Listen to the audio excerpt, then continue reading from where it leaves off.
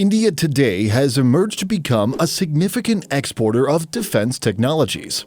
A huge shift from its past, where it once relied on acquiring military equipment from its partners. India used to be a big buyer of fighter jets, military tanks, and a wide array of naval equipment from the likes of the Soviet Union and later Russia to countries across Europe and the United States to even its Asian neighbors such as Japan and South Korea. Today, however, India has been producing much of its own equipment. Domestically, India has produced its own weapons. The army has a huge number of locally produced infantry weapons and combat vehicles to air defense and missile systems. The Navy, on the other hand, boasts its own locally produced submarines and aircraft carriers. The Air Force, likewise, has its own name to it. This all leads to where India is today, a major producer of arms. They are now exporting, selling millions to even hundreds of millions of dollars worth of arms to all across the world. The reason for this shift is not just a reflection of India's growing prowess in defense technology, but also an indication of its own economic stance. India is now on track to become the next powerhouse, sitting comfortably side by side with China, the US, and Europe. But what truly led to the pivotal moment in this journey, as many observers and analysts like to point out, is an initiative launched in 2014.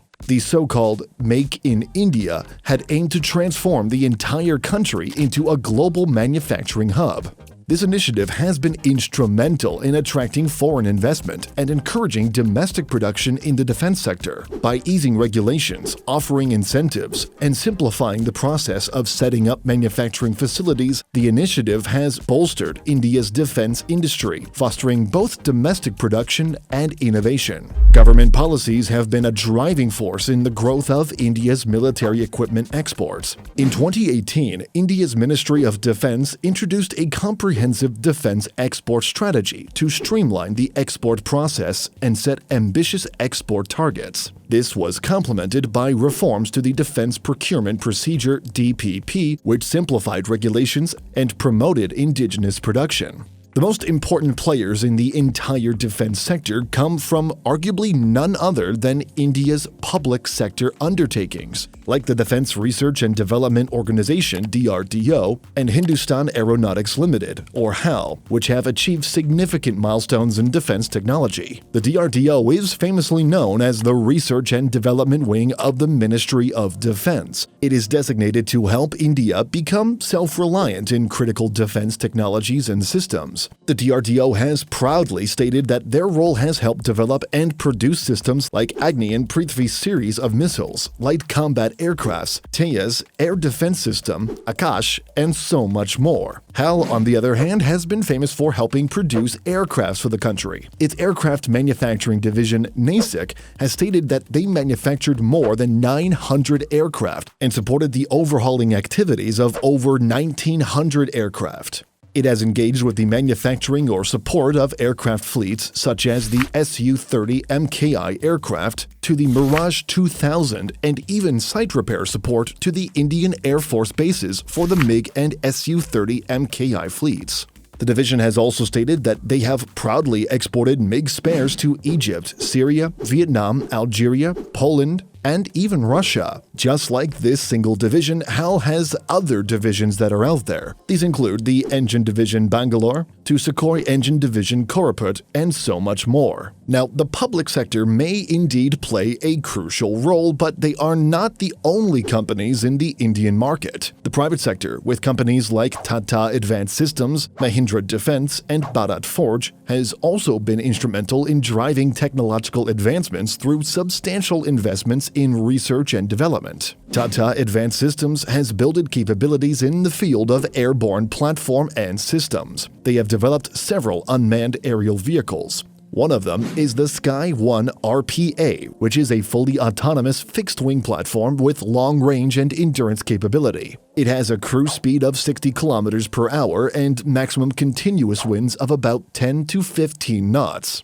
The other one is the Rakshak Totol, which is also a fully autonomous system, and as Tata Advanced Systems states, it is unmatched in terms of utility, especially in inhospitable terrains. Like the Tata Advanced System, there are also a huge number of private companies out there in India which produce anything from aircrafts to armored vehicles. So let us answer the most important factor of India's rise in military exports. Why has the country become so successful? Is it gaining market share in defense technologies across the world? Well, there are so many reasons, but one thing has always stood out, and it is because of its competitive pricing.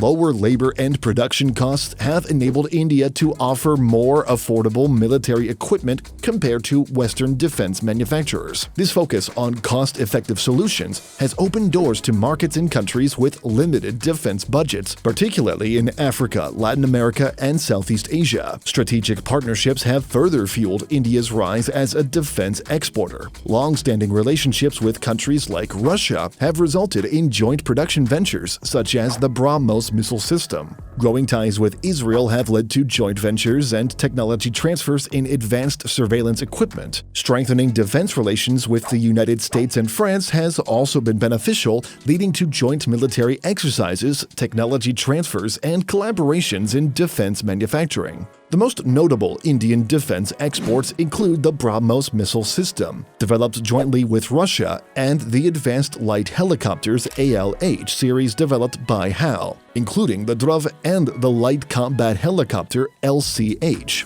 These products, along with radars, surveillance equipment, small arms, and ammunition, have found markets in various countries across the globe. India's Ordnance Factory Board (OFB) and private defense manufacturers have been significant contributors to these exports. The economic impact of this growth in defense exports has been profound, generating revenue, creating jobs, and boosting India's manufacturing sector. Strategically, it has allowed India to expand its influence, particularly in regions like Southeast Asia, Africa, and Latin America. This growth in exports is also reducing India's dependency on imports, strengthening its self-reliance and strategic autonomy. Despite these achievements, though, challenges remain, including competition from established defense exporters, technology gaps, and bureaucratic hurdles. However, with continued government support and investment in research and development, the potential for India's defense industry to become a key player in the global market is significant. And finally, before we end this video, let us find out once and for all just how big India's defense export sector